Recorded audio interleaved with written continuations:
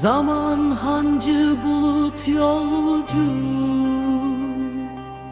şimdi gitti en son yolcu.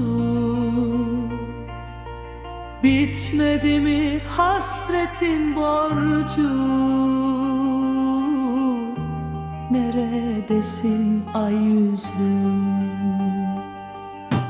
Gece çöker güller solar, gözlerime yaşlar dolar.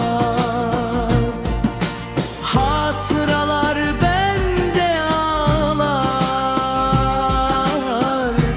Neredesin ay yüzüm? Karakollar mı kuruldu? Kelepçeler mi vuruldu? Bak bugün de akşam oldu. Neredesin ay yüzüm?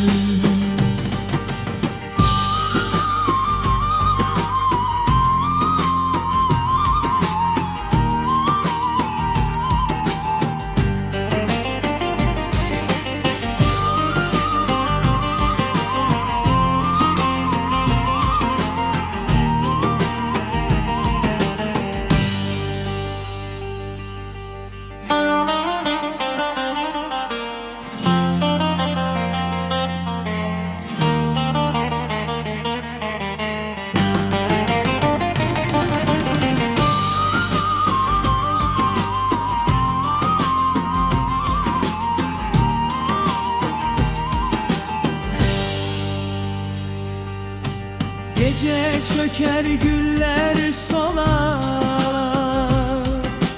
gözlerime yaşlar dolar. Hatıralar bende ağlar.